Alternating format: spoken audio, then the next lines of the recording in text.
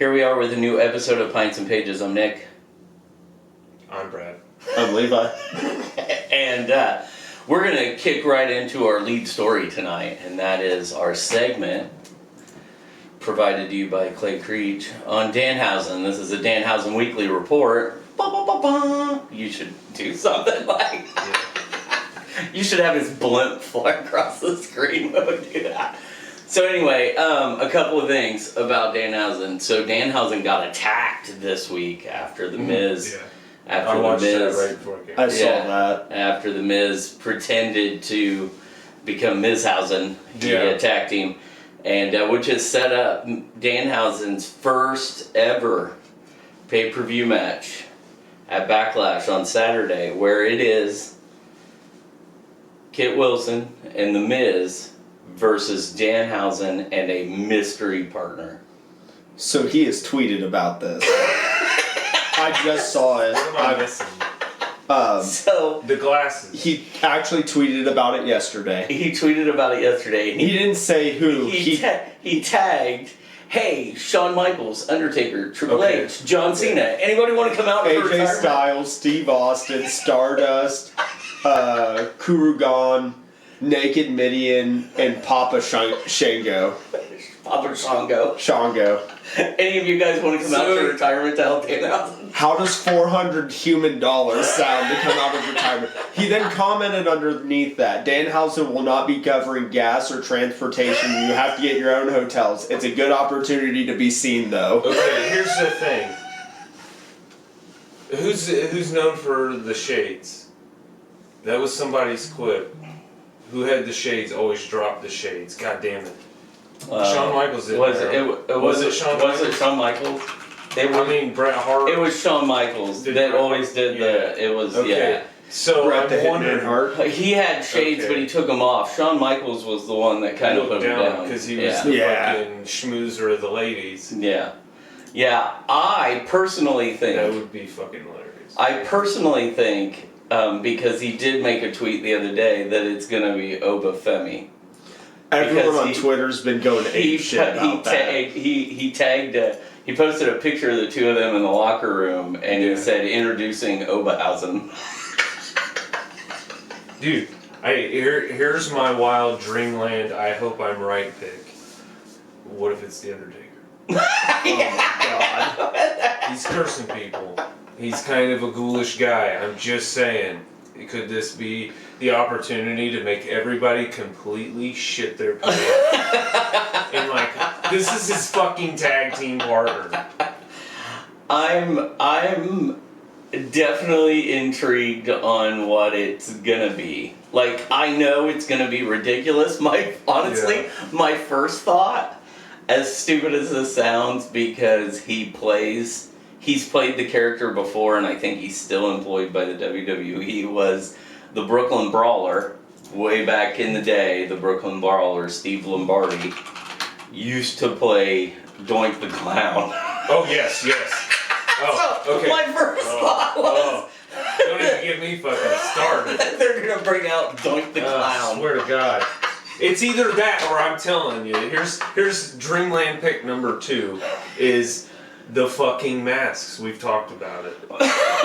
What if it's Sting? And he pulls the Danhausen mask off and it's Sting. That would be so funny. If it happens, I better catch a paycheck. But, oh man, The Undertaker and Sting would be fantastic. Doink the Clown would be hysterical. I'm trying. Oh my God. All three of those are It's gotta be something, like I said, just totally ridiculous. And I don't know if there's anybody that fits. Obviously, R-Truth has history with The Miz. And sadly, Steve Lombardi is not. Oh, he's not part of the WWE? No. Well, they could get anybody to dress up like Doink. They could pay him $400 to come out of retirement. So Miz quote retweeted that and said it was 40,000, you fucking moron. Well, he didn't say fucking, you moron. Into which Danhausen's only response is, how much is that in $400 human dollars?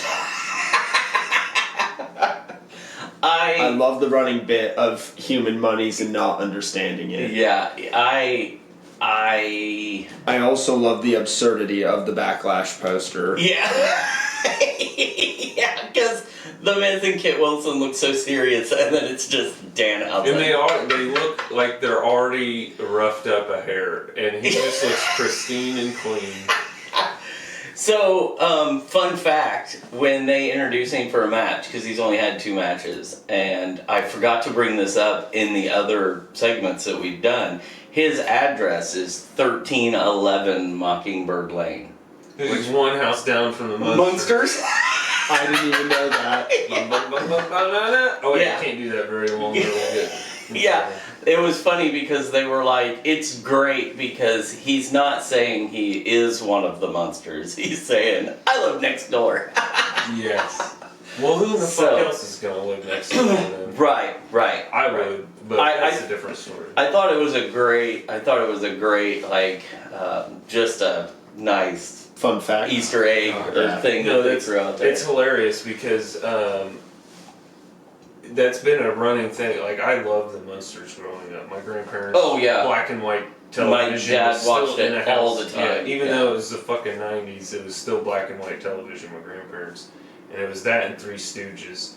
But my other grandparents lived at 1313 Liberty. Oh. So, it just was always stuck in my head. So as soon as you started saying the address, I'm like, I already know where he's at. Yeah. So it was Munsters, Addams Family, Batman 66. Yeah, my dad watched all those old 60s shows, 60s and 70s shows. That's what I grew up on. So. Leads me into the next part of this segment that I'm gonna surprise you guys with, and then we'll get into the meat of what we're gonna talk about. But because honestly, we could go on for days on who could be Danhausen's mystery opponent. But I want to recognize it's Clay, as a wrestling fan and like just in total of like media or stardom, like how incredible is The Miz? Oh yeah. Like I'm fucking telling you, man. That's why I've always liked him. Like he's always been one of my favorites and a shit heel at that. But. When they brought in Logan Paul, Yeah. they put him with The Miz. When they brought in Bad Bunny, they put him with The Miz. They bring in Danhausen, you put him with The Miz. Like, The Miz's backstage segments are fucking spot on. He is a nearly flawless wrestler in the ring. He doesn't make a lot of mistakes. He's pretty smooth. Now he's hosting American Gladiators. Yeah. He came out of reality TV. Like, he is he had his own show with his wife that everybody, couldn't get enough of. Like, it's just like, and he's been doing this now for 20 years? Yeah. Like he is the first, and might even be the only, 2-time Grand Slam champion. He is the first 2-time, is how it's listed. Okay. I don't know if there's more. I can look at that real quick. Okay, because he's won the WWE title multiple times, the tag team title multiple times, the United States title multiple times, the Intercontinental title, and the Intercontinental title multiple times. And he is recognized as the only, Seth Rollins got one. He's a 2-time Grand Slam champion in October 2022. Okay. Alright, but The Miz did it first. Yes. You watch, he'll come up to the first 3 times, and because of the curse, The Miz won't get it. Well, and that would be the headlining match for Rollins and The Miz. And who is Danhausen gonna curse? Yeah, he's gonna come in and fuck it up. Has he cursed Seth Rollins yet? No, he hasn't even run into Seth Rollins yet. What if he's the tag team? Oh. Because it's The Miz. What if this sets it all in motion? We're back on the conspiracy. We're back on it. his name is just the first 3 letters of his last name. Yeah, because nobody can pronounce his last name. I didn't know that was why. Yeah, I was just just like Wazowski or something. Mizanian. That's how it's Mizanin. Yeah, Mazarian, maybe? There's no R. Oh, Miserini. Mizanin. Mizinin. I need to see it. Mazinin? Can you put it in a sentence? Can you put it in a sentence? It's funny, even Wikipedia puts The Miz. That is. Oh, yeah. Mazanin. Mazanin. I bet it's Mazanin. Michael Mazanin. It is that. It's Michael Mazanin. Because he was on Wheel of Fortune the other day. Oh, okay. It was him and Jason Alexander fucking shit stomped the fuck out of him. I love that. Fucking, he was on Wheel of Fortune. I don't even know who the fucking. I can't remember who the chick was. He but she was hosted having a hard time. When John Cena couldn't host Wipeout anymore. They called The Miz to do it. You know what I mean? Like The Miz is not just everywhere, but everything he does with such Professionalism. Yeah, and it's like, like it's over the top, but it's not an over the top that gets annoying. No. Well, and I'll be honest, like him in reality TV, he was just borderline too much, and then it got to the point where it's like, okay, now I'm siding with the other people because they just don't like it. Or no, I'm siding with him because they just don't like it. Yeah. So you're making me like the heel in this too. And Yeah. Well, and that's wrestling. and that's the thing. Like all it took was them putting him with R-Truth and him saying some shit that the crowd loved. Yeah. And then they loved him for like 4 months. And then it was like, hey, we want that Miz to be heel again. So he turns on R-Truth and everybody hates him again. It's like he so easily goes back and forth from heel and people face. are like alright with it. And people are okay with it. People don't mind it. They love booing him. I mean, somebody on one of the shows says you just can't help it. He's just got a face that you just don't want to like. Well, I wonder if he isn't like a secret utensil for wrestling in the sense that he gets to be the measure of a crowd. Because the minute he's in the ring and people cheer for him, it's like, okay, this hero, the good guy is now like, people are tired of this good guy and they like the Miz over him. Now we know how to change his story to fit the way the crowd likes it. Right. Use him strictly for crowd reaction and figure out how the narrative needs to switch, and then that's why people are like, we like him, we don't. We like him. We just like him better than you, that's how bad you are. Right. Kind of thing.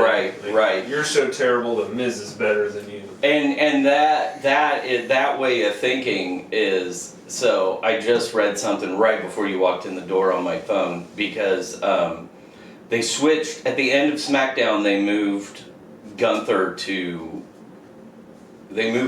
from Raw to SmackDown, and he attacked Cody Rhodes at the end of the show, like put him to sleep or whatever, choked him out.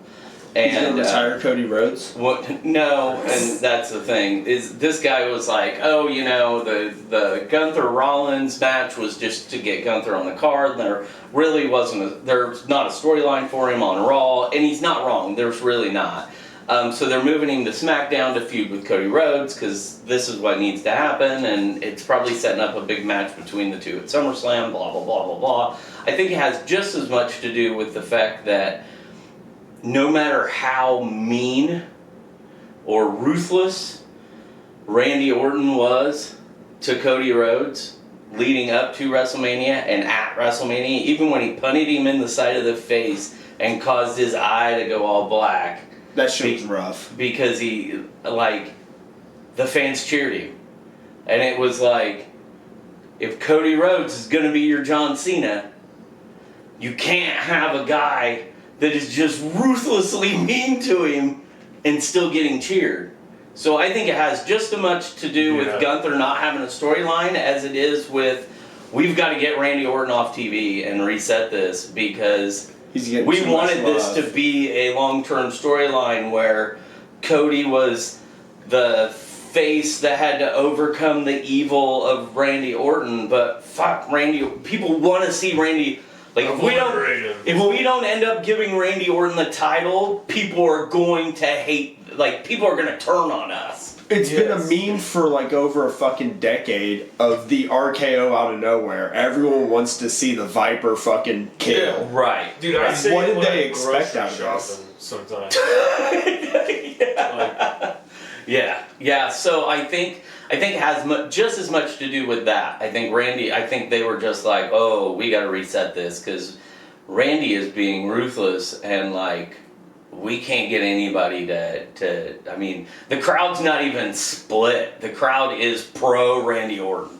Yeah. They are pro Randy Orton. So we got to do something. So, I think it has just as much to do with that. But to go back to The Miz. Maybe if Cody was like, I have more voices in my head. Yeah.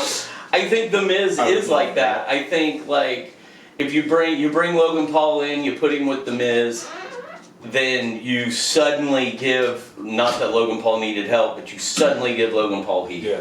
Like, you want this Danhausen and Kit Wilson and this Danhausen curse thing to get over, like 1,000% instead of just 100%, then you put him with The Miz. Like, The Miz is gonna go over The Miz is gonna go over the top. He's gonna want to do everything he can. He's going to be willing to jump in the pool with all his clothes on. He's going to be willing to throw fucking chocolate, fucking gross shit all over his wife. He's going to be willing to... I mean, it's like, you need me to do... As long as you give me TV time, I'll do it.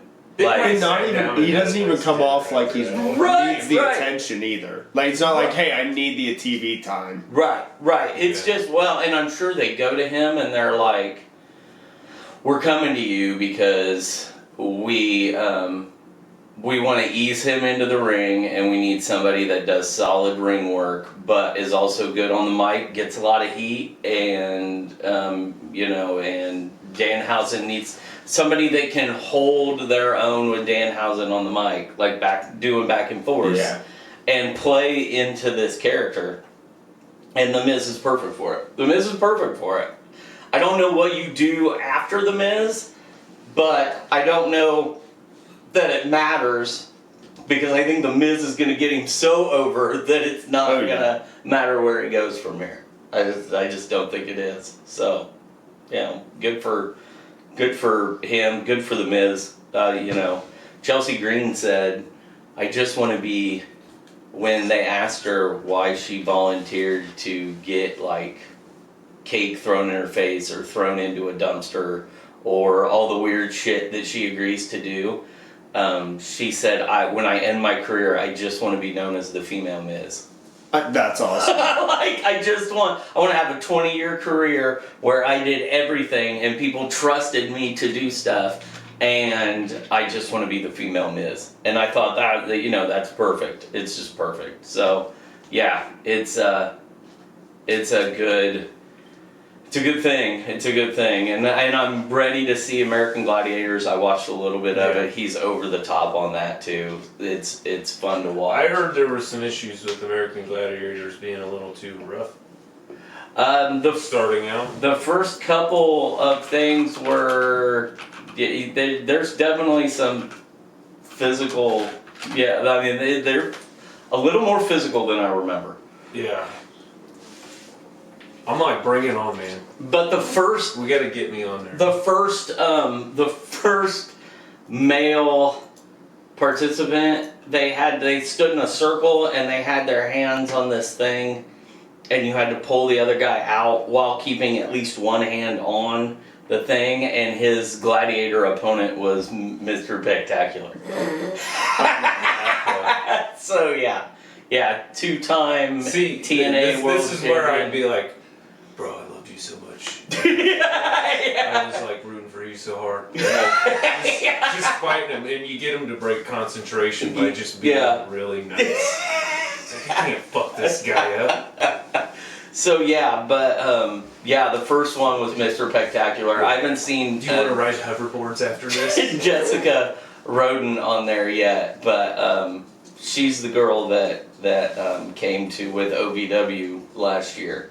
I haven't seen her on the show yet, but man, yeah, no, they are. It's ruthless. I'm gonna watch it as soon as I get home. Yeah, it's ruthless. They don't hold back. They don't hold back for sure. So, yeah, I mean, good stuff. Second event was the one where they got to drop the balls in the thing. Yeah. Oh, yeah. shit. And the guys, one of the guys left with a bloody lip because one of the dudes is a former D1 football player and just fucking leveled him. Just fucking leveled him. He came up and they were like, I think his lip's bleeding. And he's like, I'm fine. And he just kept running and grabbing balls. And I was just like, That's okay, great. Cool. But yeah. I both want to load and fire a cannon and be fired at. I want to know what it fucking feels like because it was like the fucking coolest shit of all time. Like little kid adrenaline just pumping as soon as that bitch was on screen. I'm like, hit him in the fucking head! So yeah, I like I said, I watched like the first 15 minutes. It was definitely cool. They were getting, when I shut it off, it was 5 o'clock last night, and I was closing up the store. When I shut it off, they were getting ready to start Joust. Oh God. So yeah, the old school Joust. I know that's a crowd favorite, but Joust is, dude, that is some rough fucking shit. Oh, someone's getting fucked up. Dude. Or the rings. Oh the yeah. fucking rings. Yeah. Man. Yeah. Where they just jump at them and basically wrap themselves around them until they fall. Do a leg wrap and try to like shake them off to it. And the whole time they're just, it's the gymnast rings, you know, all the way around. Yeah. And I think they got to try to get to another side. Yeah, they have to get from one side to the other while avoiding the gladiator. But then all the gladiators got to do is like just try to get to them as fast as possible and just basically just fucking latch onto them. They'd be hard pressed to get my ass because as soon as I got 2 rings in my hand, it's fucking helicopter mode. I'm gonna go so fast that I'm afraid. Like You're gonna go so fast they'll classify you as a deadly weapon. I can't remember what Jesse Goddard's and started going all over the place. I can't remember what Jesse Goddard's name is on the show. Stone, maybe? Rock? Something like that. They called him, he's solid like the earth, and he's like doing his Mr. Spectacular thing, and then I think they called him like Rock or Stone or something like that. So, yeah. Steel, that's what it was. No. Steel. I need like the laser blazer. There was all kinds of Azer treatment. There was a blaze, and it's funny because the Miz is doing some of the introductions, so he's like, oh God, and then she's gonna come in, and the rain and the lightning, she's Hurricane, and like this lady walks out, like one of them was like 6'2", like 185 pounds, and I was just like, oh, this bitch is gonna fuck somebody up hardcore. Like, it was, the lady she was fighting was like 5'2", and I was just like, oh my God, this is not gonna go well at all. I was like, this is not gonna go well. this is not okay. But anyway, yeah. So, American Gladiators, Amazon Prime. Yeah. Did they retire all the old gladiator names? Yeah, I believe so. Okay, so Randy Orton ain't got a shot in hell at being the Viper. They, and it's funny because they show, it makes me think that they're going to bring them out at some time because they keep referencing the old gladiators. Like, they reference Gemini like 3 or 4 times. So, because they asked the gladiators too what their favorite gladiator was growing up, and they're like, oh man, I just love Gemini. I never really had a favorite. So, yeah. I just was like, I actually always rooted for the contestant. Oh, yeah. Like, I was always a fan. Like, I was a fan for the contestants every fucking time. The booking agents that I have, like, when I go through listings, I have like 3 or 4 that I regularly check their client list just to see if something has changed, and one of them has a couple of the old gladiators, like Laser, and there's a female one, and then there's another guy one. But they're basically their only claim to fame is they were on American Gladiators. Right. Like, it's not like they got huge They were movie probably credits like or anything like that. Probably the fucking bodybuilders that tan themselves up at Yeah, some point. I think a lot of those guys did that type of shit. Yeah, and I think that they were really popular last year on like certain demographics, certain spots in America when the American Gladiators documentary came out. Yeah. Because like depending on how well that did, like if you like they were more sought after on the convention circuit, like as a lower level guest, I'm sure, because like I said, I don't think they really did anything other than maybe bodybuilding, or maybe they were in like wasn't one of them like a world surfing champ or something. Yeah. Like, yeah, I mean, so they're basically their only claim to fame was American Gladiators. One's a heart surgeon. He just was ripped. That's Jesse Goddard. This pays more. Yeah. So that's the side track from the Danhausen. You mean the whole podcast? Weekly thing. 26 minutes. Yeah, we're only yeah. My one Danhausen thing I'll add, I told you earlier, I found a fun fact. Danhausen is older right now at his debut than the first time Mick Foley retired. Mick Foley was younger than what Danhausen is now the first time he retired. How old's Danhausen? I don't know his exact age. 30. It's kind of a wild. 38. 35. 35. Fucking what is Mick Foley fucking 16? Like forged some waivers or some shit? I bet he was 34 when he retired the first time. Yes. Yeah. So just barely. Yeah. Yeah, I was gonna say, I'm guessing he was 34. Pretty wild. Wish I could retire 2 years ago. Or just started work. Yeah. 2 weeks ago. Danhausen just started wrestling at 30. Well, he didn't just start wrestling. Yeah. He's been wrestling for fucking years, but Yeah, but I just fucked made off it to for the big years. time at 35. So means there's still hope.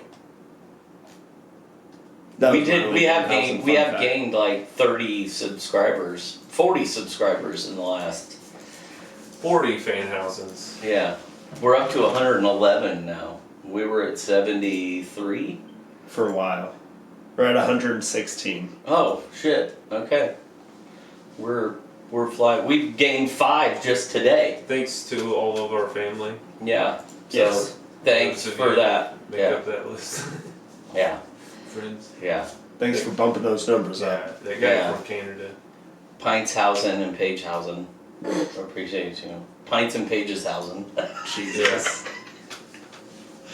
So anyway, I know the other thing that you guys wanted to talk about, and so I'll go ahead and segue into you guys from the Danhausen segment. By the way, thank you Clay Creech for sponsoring that for Yeah. us. We appreciate it. He gives us like 10 grand a week. Yeah, it's crazy. He loves hearing about Danhausen. It's his favorite. MagicCon is this weekend in Vegas. Yes. Yeah.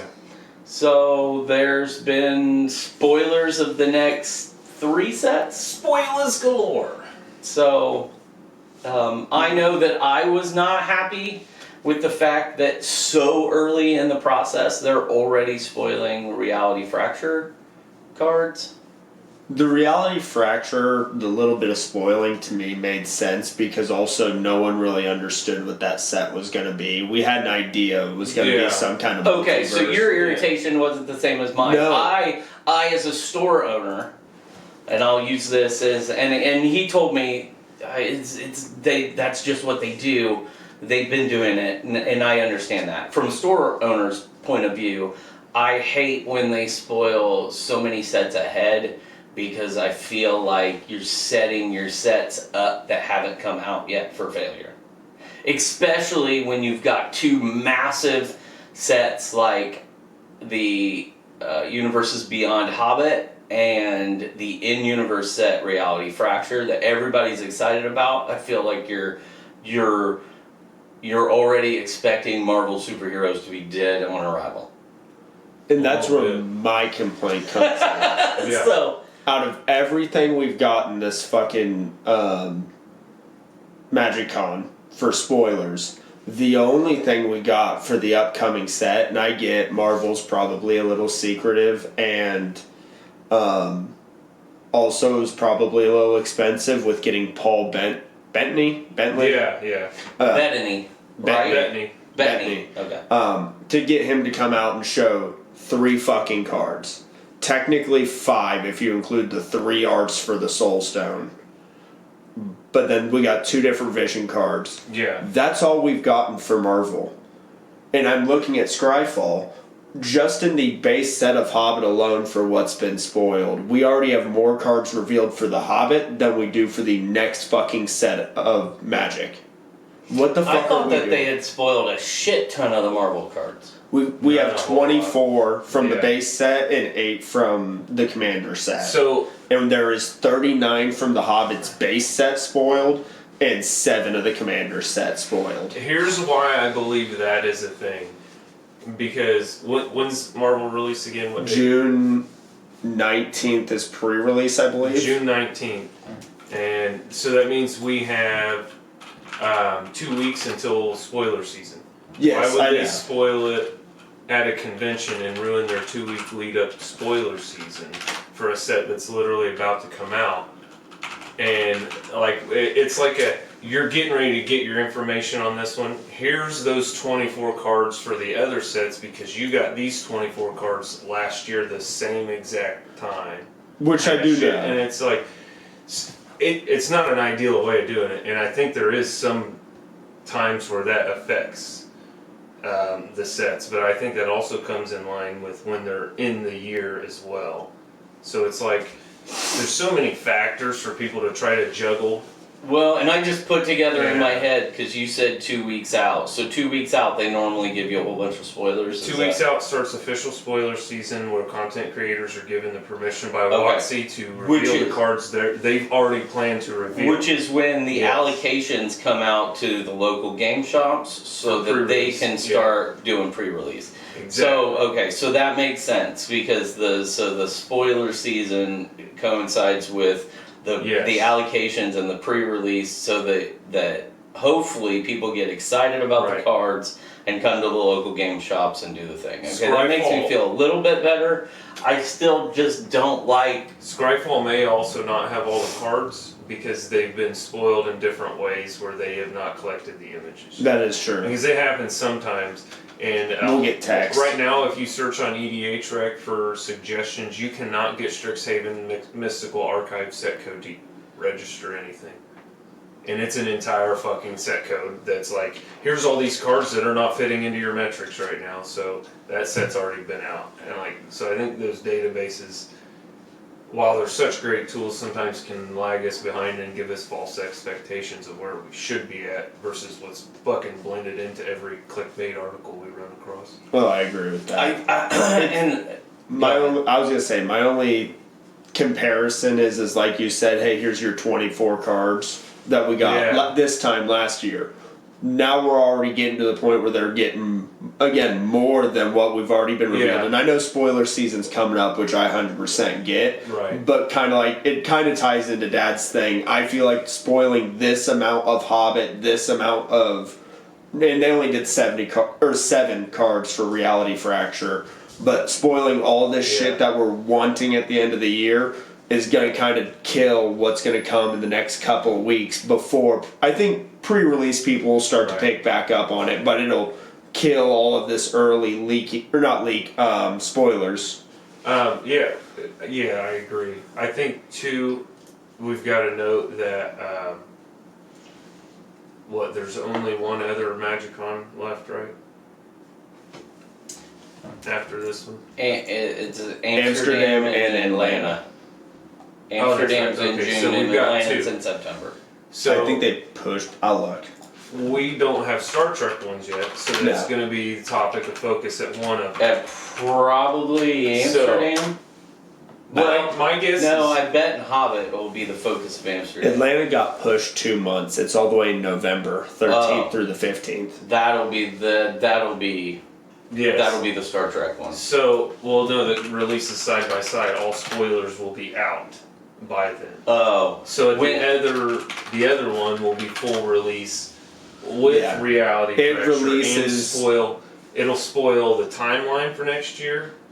At the Atlanta one will give us timeline like we got. Yeah. Where they're also going to And- show the 6 sets instead of 7. And it'll be Yes. it'll be the announcement Secret of the Lair. Hobbit holiday release. Yeah. That kind of stuff. If there is one. That's because that's what they did for Final Fantasy. Unless they don't do one and they just Well, the holiday release can be any kind of product too, because they have actually done a wide variety of types of holiday releases. So Yes. it's like they could try something whole fucking new, since we're kind of probably getting burnt out on too much shit, probably. and it'll be a who knows kind of situation. Star Trek's release date is the first day of Atlanta. Oh, okay. Yeah. So that's exactly the way they usually hit on a set every convention. Like there is a That's the convention that goal. release, like they're usually tied to a set release, and that's where they preview the next set. They can do all kinds of shit. But When Which you speaking of the burnout, and it's kind of a switch up, kind of not. Did you hear about the Mark Rosewater new mood TC? swings, yeah. Yeah, the new TCG he was gonna do at fucking Vegas MagicCon. Yeah. That's wild to me, and it kind of irritates me. Me too. Because I'm like, You guys have been release it on Amazon. It's Get it at it's your WotC. Like, it's a whole on new Secret trading Lair. card game using magic art. yeah. Yeah. It's My thing using is- assets of Magic's past, which is fucking wild. Yeah. Because I'm like, Also, my thing is, we're already having issues, and granted, the community's never 100% happy, but we're already having issues from Secret Lair delays to people being upset with the way sets are going, how their size or how they're designed. Yeah. Things have been in a rough spot. And I get Mark said he's been working on this for over 20 fucking years, apparently, or some dumb shit like that. But why now? Why, when we're in like a pretty rough, I won't say pretty rough because it's been worse in Magic's history, but we're in a down slope right now of people's positivity towards the game. Why try to do a new card game now? What the fuck are you doing? I don't mind that they try that. It would have made it easier to digest if you can announce it at MagicCon because it's Rosewater, and I think he's earned that platform. But at the same time, you should not be selling it on a Secret Lair website. You should be selling it on its own fucking website. It's its own game. You need to lock that shit down somewhere the fuck else and keep it out. Like, you got your fucking peanut butter and my jelly, bro. Like,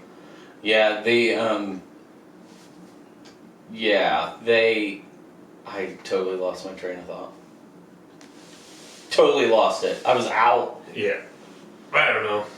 I think, well, let's go back to, I don't know. Now I'm lost too. I'm off my train of thought. I threw everyone for a loop with mood swings. I don't even know what the fuck the game's You supposed didn't throw me to off be. with mood swings. I had an opinion. I lost my opinion about it. So It's just weird to do it. it's very weird. Oh, now I know what I was gonna say. When you've had printing issues with your last two sets, and then you're gonna go and with Secret Lair, not just the Secret Lair print issues, but you've had print issues with both Strixhaven's, Lorwyn, and actually the last three, and Turtles. All of You ended up with Lorwyn cards in the Turtle set. You ended up with Turtle cards in the Lorwyn pre-releases. You ended up, and then Strixhaven, I still can't get bundles or Codex bundles because Codex bundles officially don't release till the 15th. because the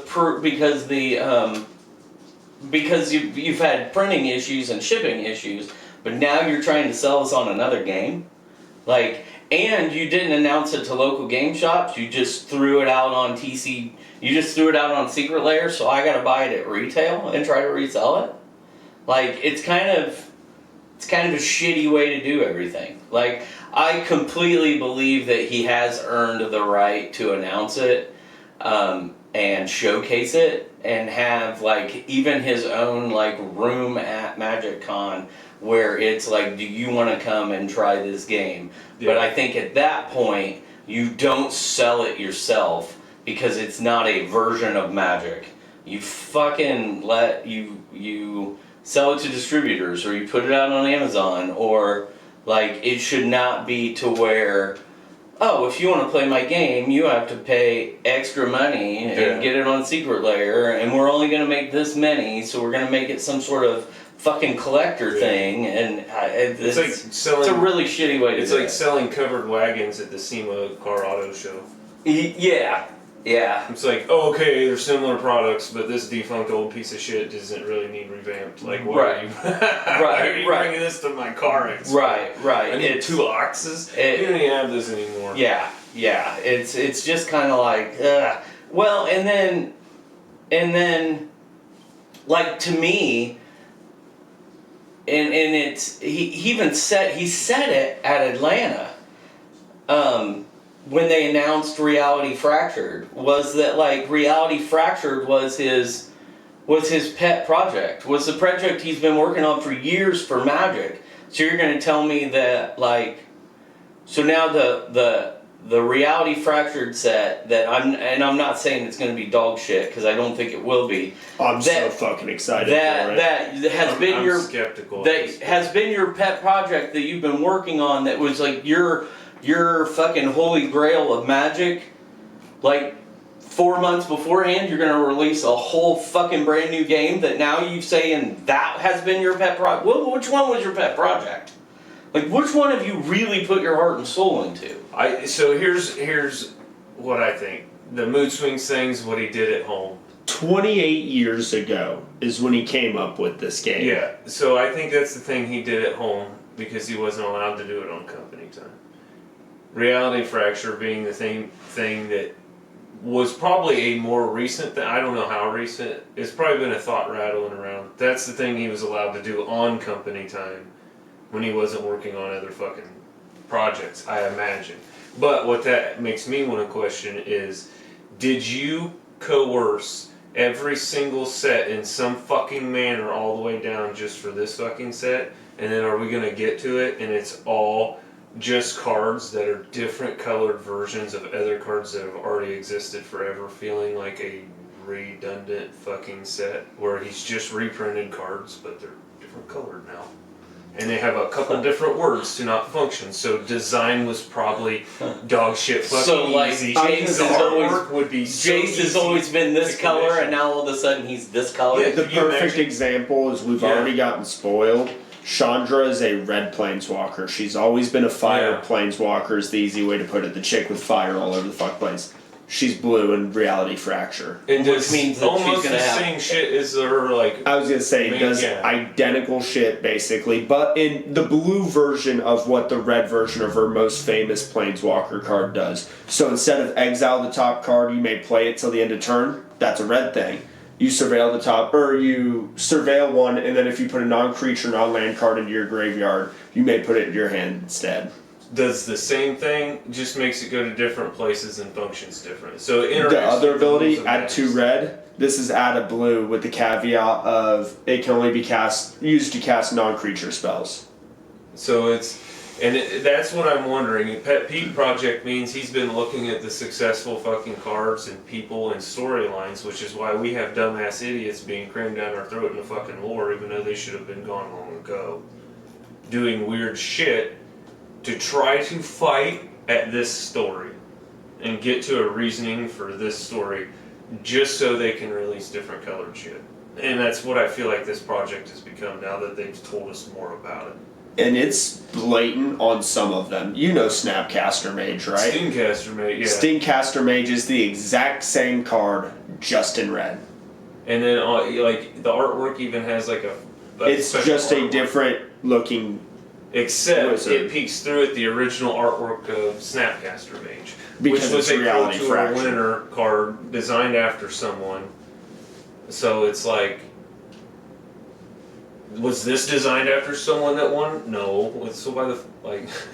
The only thing I'm happy for is there are little things like in Modern. Yeah. Playing Is It Storm and some Is It Control decks, you use Snapcaster Mage. Well, now I'll have another different version where I can use Stink. Mm-hmm. Like, for me, those are the things I'm happy for. Yeah.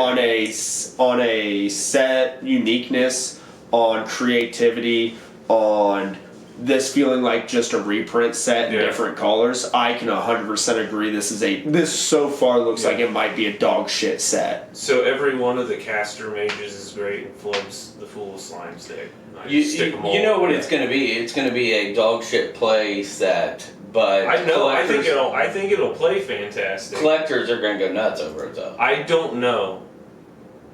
In some regard, I think somewhat, but at the same time, I don't think it'll. I think I think play is going to be good because it's going to be identical to things we've played forever. It's just all the colors just in are different. opposite colors. Yeah, but you gotta the think collectors about are it. going to hate it because of the fact, this is a new card. I'm not getting a reprint of Snapcaster Mage. This is a whole new entity and card which they're going to maybe reprint into Oblivion, or because if this set's received poorly, they may never reprint this motherfucker. So now it's going to become almost a weird gray area of, instead of, hey, we have an idea of what's going to be collectible and what's going to be wanted out of here, we don't know. Because we don't know how this will be received. I think it's going to be the thing that makes a lot of people who have never understood true color identity in cards, flavor-wise. I think this will be an awakening moment where they're like, oh, okay, see, all this made sense before because this environment is so fucking confusing, and like, why is he doing this in that color?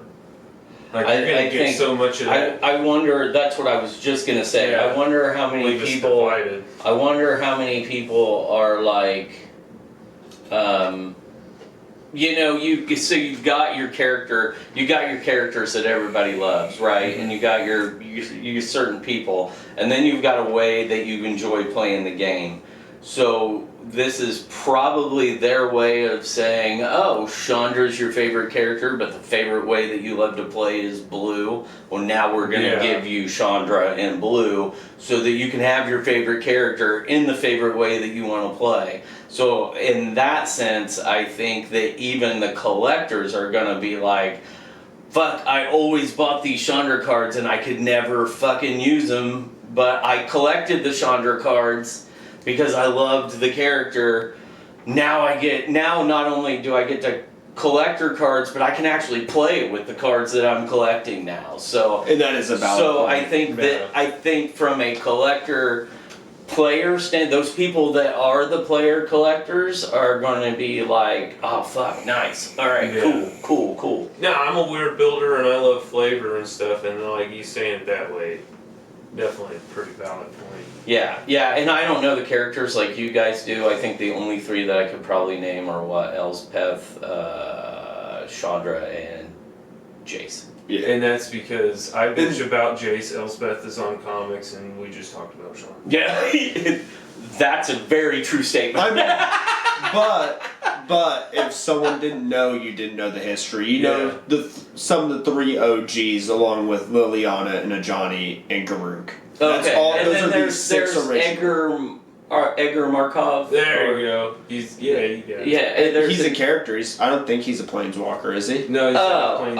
Is the Planewalkers the main characters of the story? Usually. Okay. It used to be they were the main characters. Oh, okay. Yeah. And like the legendary creatures you would see would be like sidekicks they saw on Zendikar, like which would be the set that we were on or whatever the hell. Oh, okay. And then All right. now they've kind of, from hearing you talk about it, I'm not too big into the lore nowadays. But it sounds like they've gotten to the point where, now Lute's a main character, but he's not a planeswalker. He's not. Yes. Here's the thing. Lute is a planeswalker, but differently. That's a weird guy. He's a weird guy. He opens Omen paths and just walks through them. So he does what a planeswalker can, but it's his inherent ability, and it's not a spark that. Is he so he's a story walker and not a planeswalker? We could call him that. He's a. Yeah, sure. I don't know. I was trying to think of. You put it the right way. And you might not know this. What makes a planeswalker be able to walk through the different, just like open a portal and go, is they have a spark inside of them, which is a tangible thing that you can lose. That makes sense. That makes sense because I know that they've talked about. I've seen cards with sparks on them, and I've seen stories with sparks. I was gonna say that's why one of the big sets right before I took a hiatus for a little bit was War of the Spark, which was in the Dominaria block where we got like 80 fucking planeswalk. That might be over exaggeration, but like from common to mythic rare, they gave us planeswalkers in every rarity, and you were basically guaranteed a planeswalker in every pack because they were all fighting over the sparks. War of the Spark. Yeah. Oh, okay. Yeah, and there were some dog shit ones. Yeah, there's a lot of dog shit ones. Dog shit ones, unless you play Super Friends. Yeah. But no, and then Universes Beyond. I don't know if you've noticed, never has a planeswalker. Right. And I have noticed that. Never has. I don't think they ever will. I don't know why Doctor Strange wouldn't be one, but whatever. He should be our exception. That's actually kind of brilliant. Yeah. But Sling Ring, bro. Yeah, but with that, that means you got to include Wong. See, I was going Time Stone and Sling, I basically Supreme or Sorcerer. Yeah, but Sorcerer Supreme. But that's Wong.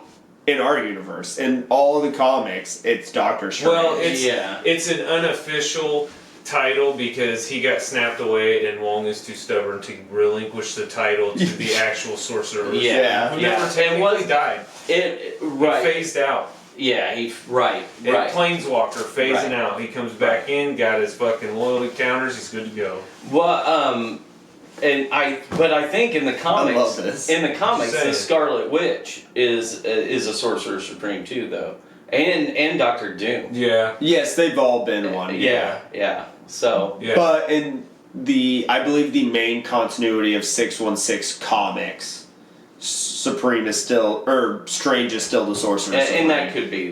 I don't know that to be. But I know that they've all kind of been there. I thought it was technically title. Technically, they could have made them all. I mean, releasing a whole set of Marvel when you're doing, I don't know how many cards they're doing, but say they do 125 in the set or 150 or whatever. That'd be super low. That'd be. Okay. To give you an idea, a small set was 450. You could make 4 planeswalkers. You could put 4 planeswalkers. Nobody wants that. It's dangerous to the game, and it has been pretty much proven. 1, maybe 2 planeswalkers a set is all you can get away with, and the fact that they have been skipping sets has been very fucking helpful to us.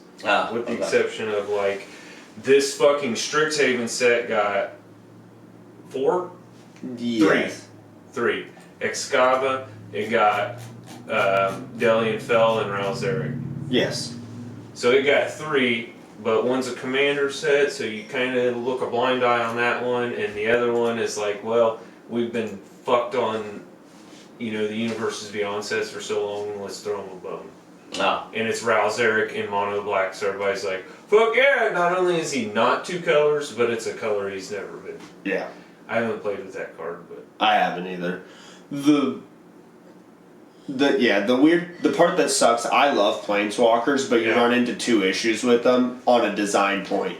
If they make them powerful in any way, they just are too powerful. If they can come onto the board and make a change and make it so they can survive on their own without having creatures or other stuff, the card will run rampant on standard, it'll become a staple in EDH, and it'll become a fucking $80 card that everyone's fucking dying for. And the moment you see it hit the field, it's like, oh fuck, we lost. Speaking of you get the opposite, where it's like War of the Spark, where it's all dog shit planeswalkers, but a couple, and now planeswalkers are...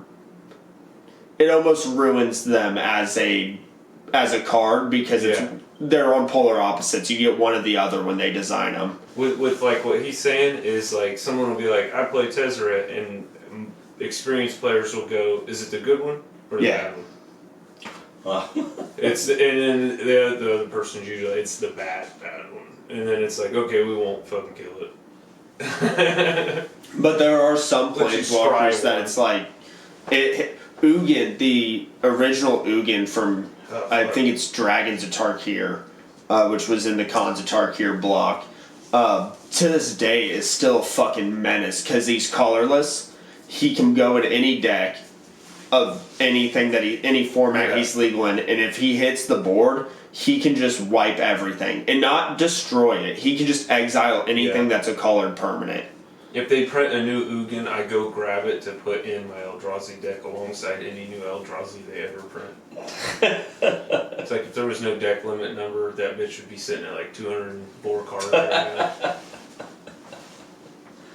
So yeah, so I am excited about the Marvel set. I'm gonna say it again. I've said it every time I bring it up. If I don't get a fucking Moon Knight card and I have to deal with fucking Moon Girl being in this goddamn game, I might fucking burn down Wizards of the Coast in Minecraft. In Roblox. in Fortnite Lego. Yeah.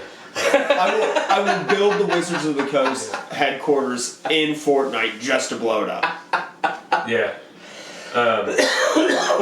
No, watch. They're gonna do what they did with TMNT and my goddamn wingnut, and they'll give it to him. But it's gonna be an uncommon that's useless in any strategy you play. Oh, I know. It's like I'm looking at it. I'm like, there's nowhere for this for me. I told Seth because Seth told me he's like, knowing your luck, they'll give you the Ankh as an equipment. That's all you're gonna get. And I'm like, I'll fucking kill someone. But even if as long as he's on a card, I don't give a fuck. I will find a way to shove it in every deck that has that fucking color. I don't care. It's gonna be even worse. He's gonna get an enchantment called Khonshu's Fist. Target creature becomes Moon Knight, and that's it. And you never get an actual Moon Knight. Honestly, that would be a great card. It would be, but I'd lose my fucking mind. Especially if you could, put it in a deck where you copied equipment. Yeah. And then just started attaching Khonshu's Fist, and you have 40 Moon Knights. Yeah. Well, what if it said, this creature becomes Moon Knight. You can only control 3 total Moon Knights. Moon Knight can only attack during the nighttime, which is my least favorite fucking Yeah, there you go. They're gonna put day-night on it, make it a shitty planeswalker. Moon Knight can only attack during the night and while there are blockers. What if this planeswalker would lose all its loyalty counters, it becomes an equipment onk. I love and hate this. You just get Mark Spector, and then it flips over, and it's one of the other personalities. It's not even. You keep flipping it over. Somehow it magically changes to one of 3. You're like, I don't know how they did this. I don't know what's going on, guys. What's his other thing? Jake Lockley and Stephen Grant. That's it. Yeah. That's it. It's just Stephen Grant and Mark and Mark Spector. Yeah, and you don't get to see Jake ever because they didn't let us see him in the fucking show. Even then, that's the thing in the comics they do. Yeah, they're like we've seen him in the comics, but a lot of the time, like in the recent runs, they'll make reference to it, and then it just cuts, and he'll be like wiping blood off of his blade, and it's like, well, we had to do what we had to do, guys. Yeah, it's like Jake is the psychopath they don't want to show anybody. Yeah. So, oh shit, that's funny. That would be funny if that's what you got. I'm the whole time spoiler season hits, I'm going to be sitting here just waiting. And the card just looks like the fighting emblem from Pokemon. Like it's just it's just a white fist. It just says Khonshu's Fist, and it's got the. It's like the Boros. You don't even give me Khonshu, just the fist. Dude, look at Boros' chart. He just described Boros' chart. He did. You're gonna get a reskin Boros. How the fuck does it got red? Oh, I'm gonna lose my mind. Shit, that would be funny.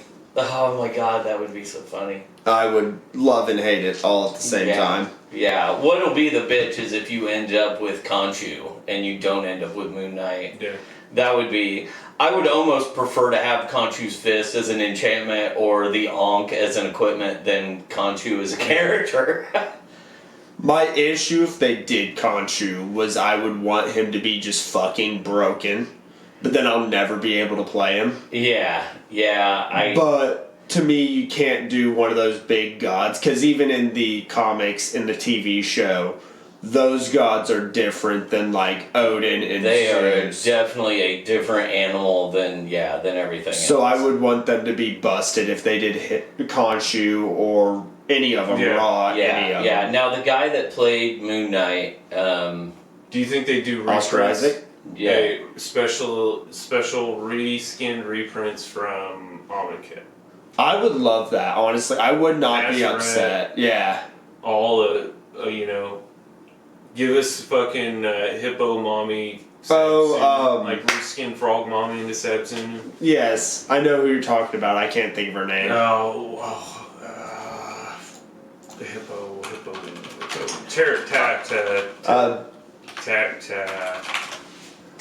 Tauret. Tauret. Yeah. Tauret. Taurak.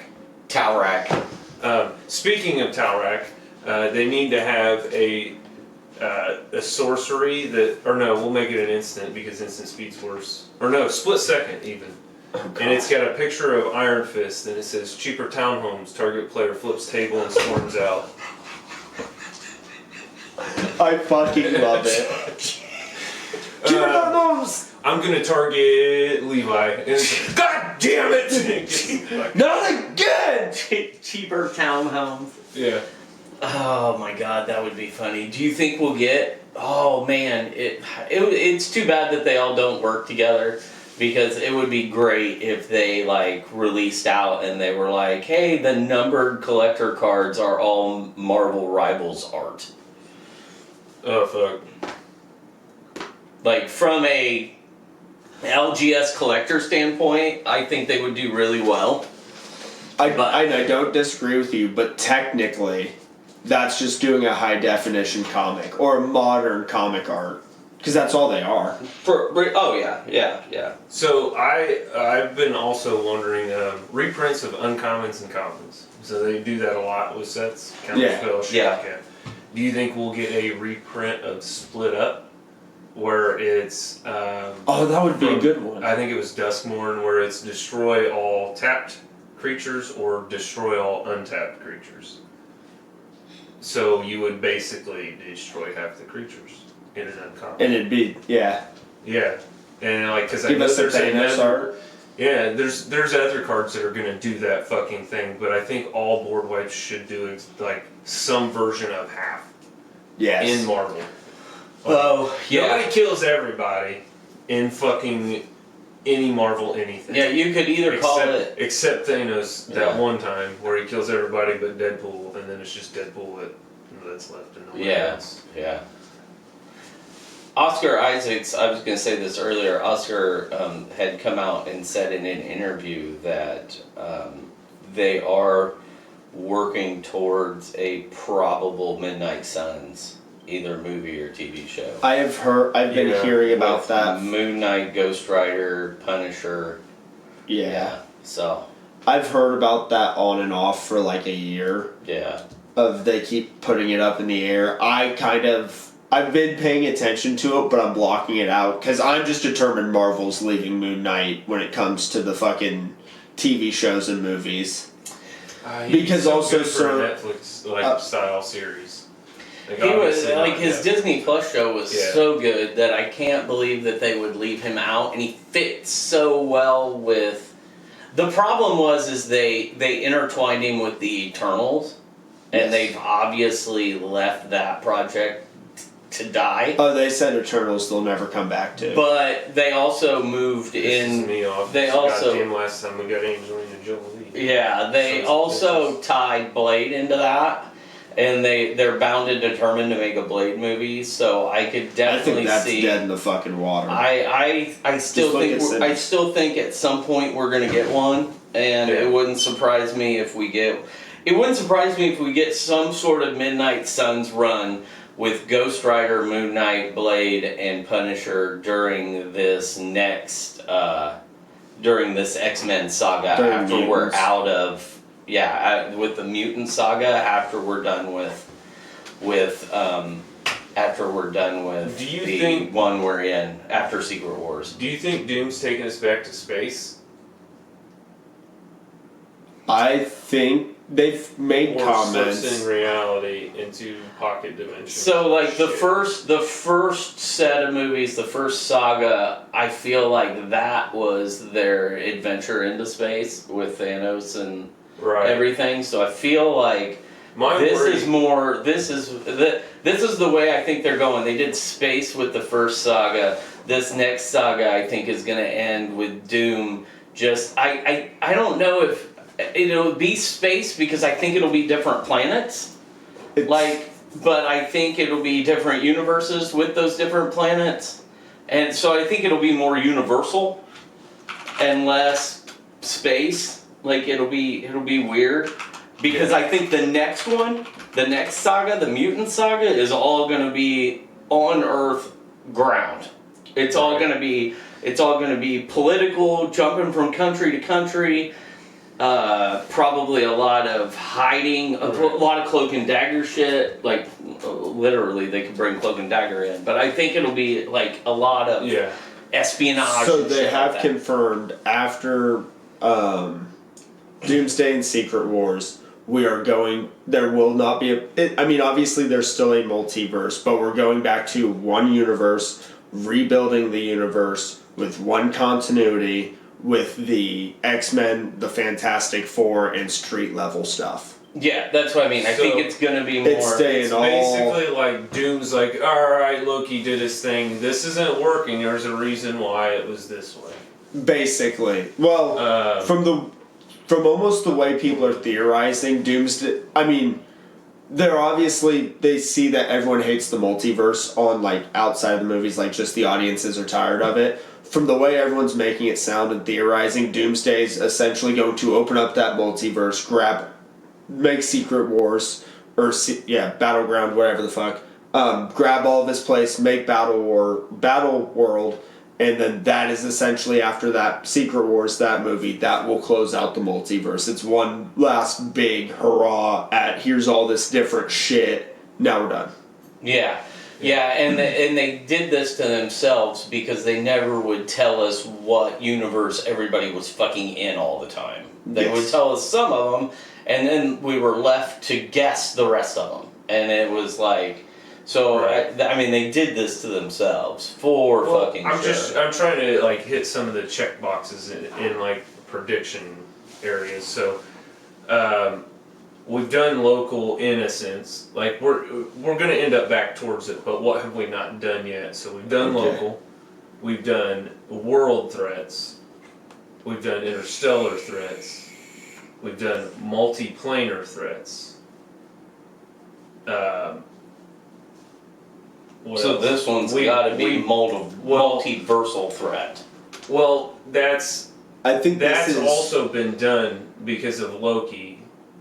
Well, yeah. And it might be closing up that and opening something new, but that's where we have not done dimensional threats, and that's where I'm like, instead of multiverse, it's going to dimensions now, which is a much more common thing to hear in the comics. Yeah, I think that the way they've got it now is that Loki is controlling the universes, and he's holding on, and they're all the universes are there and they're stable. The problem is you can use like fucked up mathematical equations like they did in Fantastic Four to figure out how they can time jump, dimensional jump, and universe jump using fucking weird math. So while Loki's allowing them not to like shatter and break and be destroyed, people are still jumping from timelines and universes, and I think Doom's gonna come in and go, Like, no more of that shit. No more of that shit. Go stay put. No bitch. more of that fucking shit. up my plans. Yeah.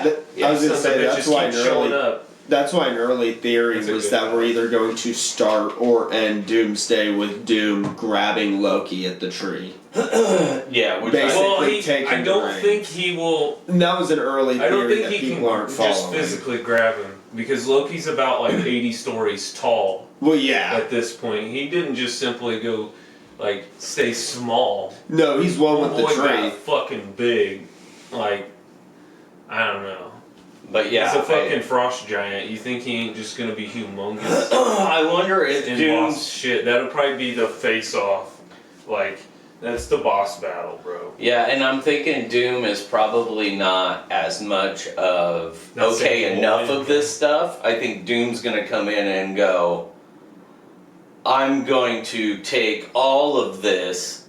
I figured out how I'm gonna take all of this, bring it to one universe, and control that universe. That's kind of what I was going to Yeah. get to earlier. So yeah, That's- I don't. with your checkbox, this is Dictator Doom. Like, this is one world, one universe. Yeah. Like, we're stopping the madman. He's like, I'm gonna take everything. I'm gonna destroy Loki. I'm gonna take all of it. I'm gonna bring it to one, and I'm gonna be the ruler. Like, Right. So and that's what they have to stop or figure out. But I definitely don't think they stop in Doomsday. I think he gets away with it in Doomsday. Oh, yeah. Brings it That's to what one universe, and then at some point, while they're all on Battle World, they're like, Yeah. oh fuck this, we need to come together and fucking destroy Doom. He's the real enemy. Yeah. So I'm wondering. No, go ahead. No, you go ahead. I was going to say, I'm curious when we get to Battle World, and I know that's kind of jumping past Doomsday, if they're going to know that they're in Battle World, like they're going to know Doomsday is taking control of or Doom is taking control of everything, or if it's going to be kind of like they wake up and they're just fighting like they almost come to, if that makes sense, and it's going to be, hey, wait, why are we doing, like someone's going to have the realization of like breaking the fourth wall almost. Yeah. I feel like you're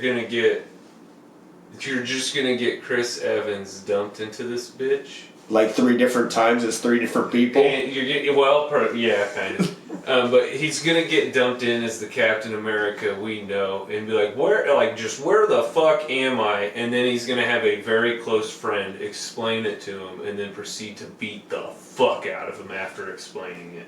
Because he's like, this is where we're at, motherfucker. This is a whole place that we're fucking gladiators, and he's just gonna start socking him in the fucking mouth. He's like, you gotta fight to survive here, like give us some comic book, like gladiators being self-aware that they're fucking trapped and gotta fight. I like that. I would like that. Because it happens. Look at Korg. It's like Korg all over again, but this time it's gonna be like fucking Chris Hemsworth. It's gonna be the Chris's fighting off, and Hemsworth is gonna be now the Korg role of like, I'm self-aware. We're stuck in this place. You can walk around this circle as many times you want. I love that. It's like, oh look, it's new Steve. There's old Steve, and it's gonna be a dead Steve Rogers. oh shoot. Yeah, I have a feeling that what we're gonna get is like Captain America or Chris Evans is gonna come in and then fucking think that he's talking to Tony Stark, and it's fucking gonna be Doom. Tony, you're And alive. Doom's just gonna maybe play into it a little bit, and then just fucking kill him. And just So fucking what we've destroy him. gotten from the actual official teaser trailer, people think that's going to be like new thing, because I was saying the old theory of everyone thinking he was going to grab Loki. The new thing, and I've seen it on New Rockstars, is we're going to open up with Doom showing up at Steve Rogers and what's his wife's Carter. Carter. Yeah. That where Endgame left off, where he was at the house, they were having their dance. We're gonna start right there, because one of the trailer shots is basically the same shot of the house. Yeah, but that version of Steve Rogers never is Captain America. No, that one was. That one's That the one one is. that did everything. Yeah, that's the one that did everything. That was Cap Prime, motherfucker. Because he goes back in time. That's the same Cap that is old Cap that gives Sam Wilson the Shield. Oh, okay. And that's which Cap one's Prime. But I thought I thought there was a Cap that went back that never turned into Captain America, and had the baby, and had. That's where Peggy. They were together. Peggy got the serum. That's a what if, isn't it? Well, it's a what if, but it was. It's brought part to canon because of the presence of her as Captain Britain in fucking Multiverse of Yes, Madness. yes, you're right. Okay. So that would essentially confirm that fucking version has a Steve Rogers who's still skinny mini. But he would probably either be dead From the war. or he's War Machine. Or he's War Machine. Oh yeah, because they put him in the suit because they didn't give him the serum. Yeah. Okay. All right. And I believe that run never had an Iron Man. I don't think it did.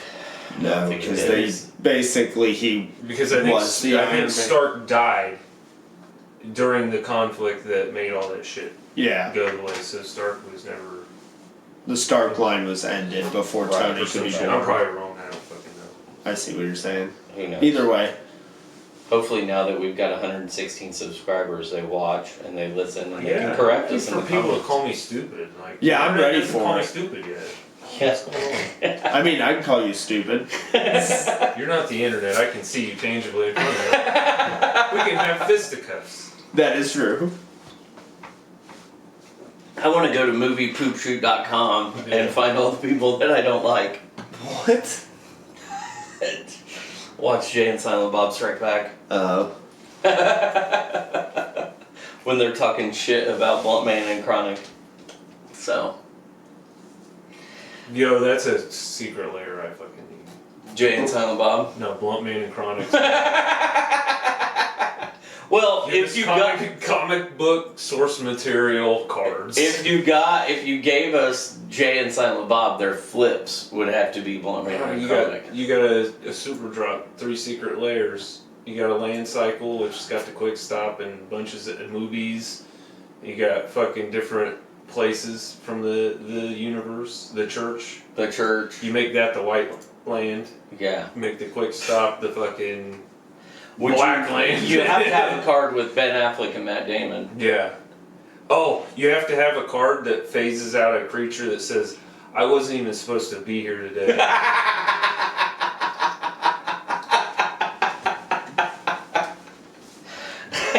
I'm glad you got that one. I'm pretty proud of that one. I did, yeah, that's good. It's good. I wasn't even supposed to be here today. What's the other, and then you gotta have a card that, like, I'm trying to think of how you would play the card that says, I miss my donkey. Farewell. You just reprint farewell, put it in the flavor text.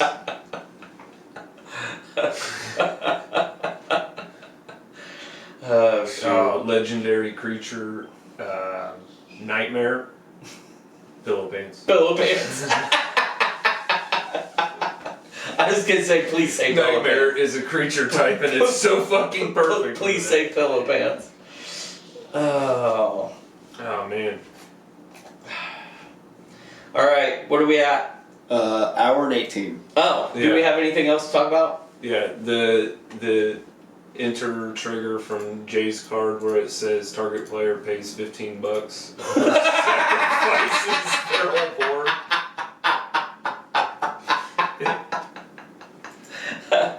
Oh. Yeah. Just That's a the good one. idea of that. That's Yeah. a good one. If the money doesn't show, then you can't attack this player for the rest of the game.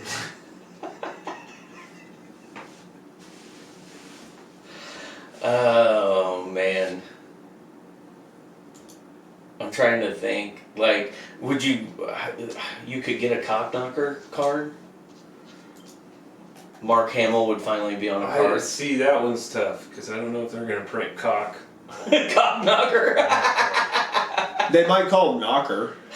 Just call him Knocker. Just call him knocker.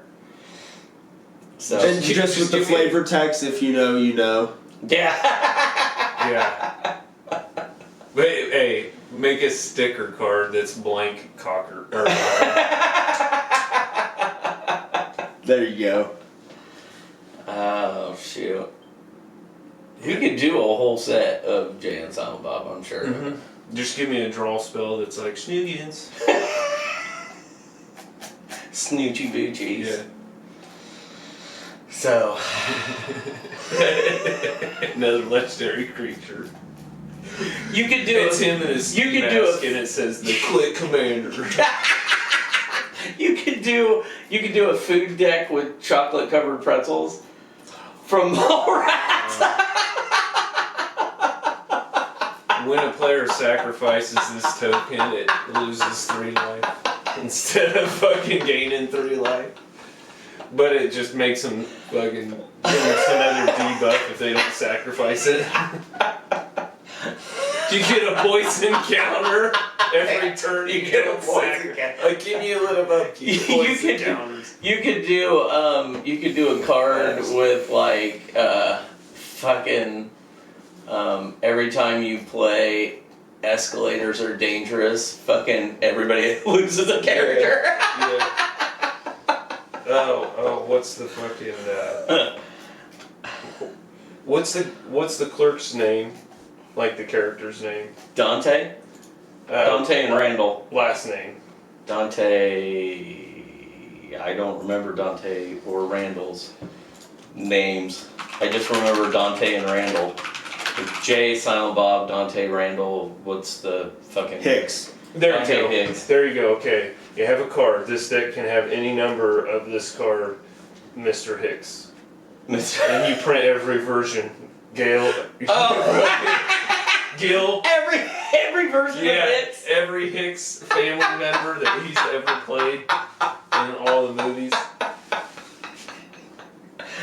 Oh shit! Yeah, because he was Dante Hicks in Clerks 1, 2, and 3, and then he was Gil Hicks in Mallrats, and then he was a reporter with the last name Hicks in Dogma. Yes. It's the same guy, and he just played different versions with the people. His last name was always Hicks. What the fuck?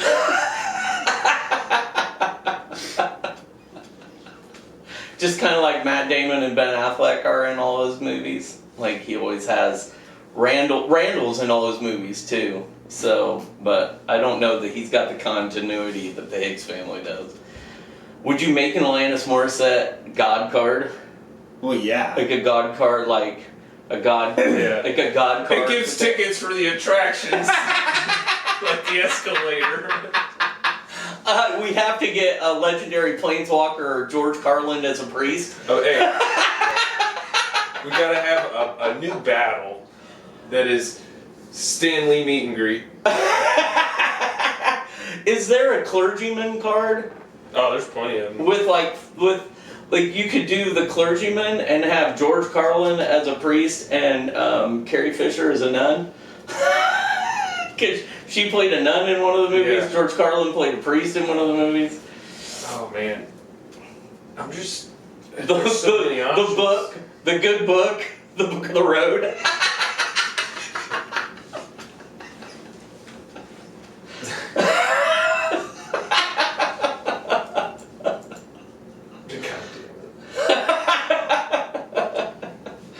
Oh shoot! I think we did a pretty good job with that one. That would be a stellar.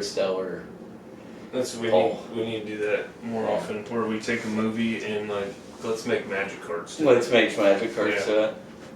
Yeah, we got another segment other than Clay Creech presents Danhausen. Yeah, I want to. Next time, let's do the movie Balls of Fury. I would have to refresh. Yeah. God, it's been forever since I watched Balls of Fury. I've never seen it. It lives so much in my head to be racist towards white people and call them guaylo. Hey, guaylo! Call them round eye. Round eye. I mean, that's he says it in the movie. Round. It's a derogatory term towards white people that nobody utilizes enough. Nobody utilizes it. I agree, no one does. Alright.